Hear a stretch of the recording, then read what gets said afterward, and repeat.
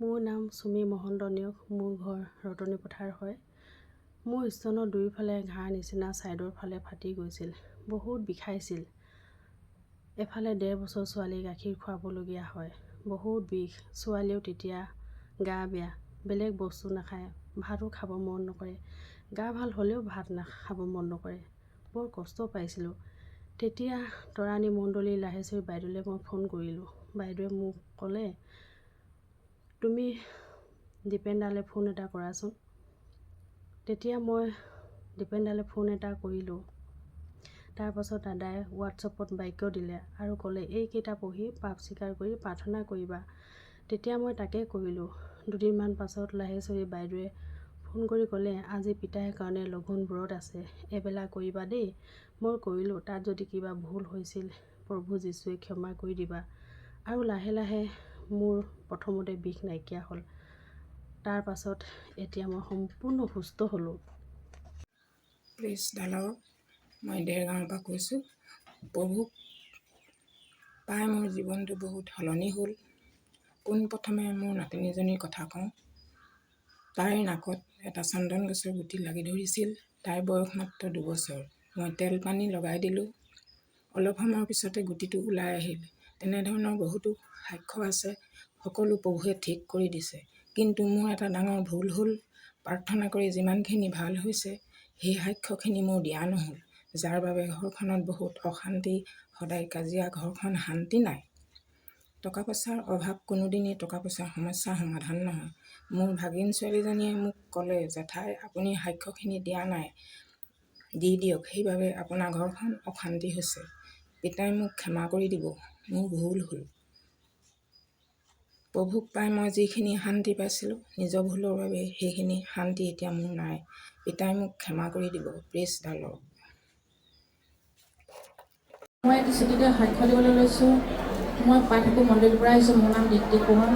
মোৰ এটা ভৰিৰ বিষ আছিলে, আঁঠুৰ বিষ। কালি মণ্ডলী এই কাম কৰি, গৃহৰ কাম কৰি মোৰ ভৰিটো সুস্থ হ'ল। এই মোৰ সাক্ষ্য। इसका चलते पैर में बहुत दर्द हुआ था और चलते पैर में बहुत दिन से दर्द चल रहा था और कल नामघर में काम करके इनका पैर दर्द ठीक हो गया। धन्यवाद। ঈশ্বৰৰ প্ৰশংসা হওক। মোৰ নাম অঞ্জলি কোঁৱৰ। মোৰ এটি সাক্ষ্য আছিলে। মোৰ ডাঙৰ ল'ৰা 2019 চনৰ পৰা এখন কেছ লাগি আছিলে।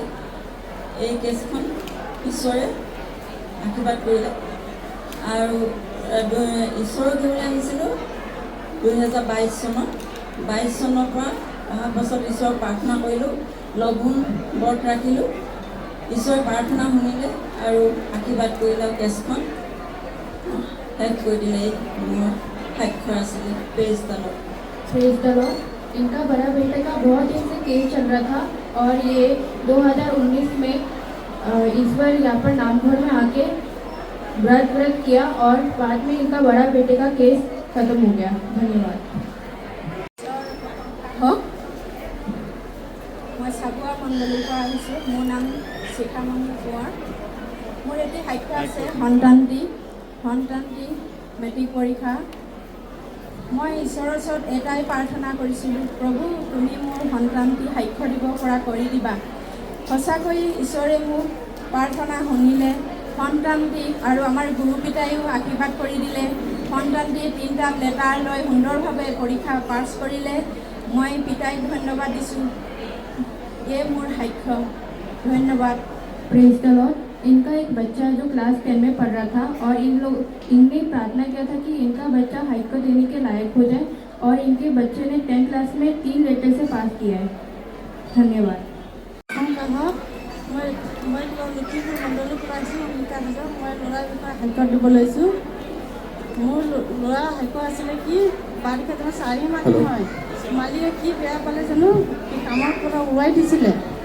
পিছত আকৌ 4-5 দিন বহি থাকিলোঁ, কাম কোনেও নামাতে। যেতিয়া মই ইয়ালৈ কাতি মাহত আহিলোঁ, তেতিয়া কাতি মাহতে মই প্ৰভুক মনে প্ৰাৰ্থনা কৰিলোঁ। মোৰ ল'ৰাটোক কামটো কিবা কৰি দিয়া বুলি যেনেকৈ মনত কৈ পেলাই মই ঘৰত গ'লোঁ। তেতিয়া সি আগৰ মালিকে ওলাই দিয়া মালিকে আকৌ নিলে। এতিয়ালৈকে ল'ৰাটো এদিন আহিব পৰা নাই, কাৰণে মই নানিলোঁ ইয়ালৈ। আৰু 2 নম্বৰ হাইকোৰ্টটো কি এই ডাঙৰ ল'ৰাটোক মানে বাইকত আগবাঢ়ি আনিবলৈ গ'ল, পিছত টমটম এখন খুন্দা মাৰি মানে গিৰাই দিলে। 2 পাল্টি খালেও মানে মোৰ ল'ৰাটো হাত ভৰিটো নাভাঙিলে, ঈশ্বৰৰ কাঠখন আছিলে। এয়া মই হাইকোৰ্ট। Praise the Lord. इनका एक बेटा था जिनको काम से निकाल दिया गया था और इन लोगों ने बहुत प्रार्थना किया और बाद में जिनने काम से निकाला था उन्हीं ने उनको वापस बुला के काम में रख लिया। और इनका एक बेटा था जो करते एक एक्सीडेंट में उनको चोट लग गया, पर बाद में इनके बेटे ठीक हो गया। धन्यवाद।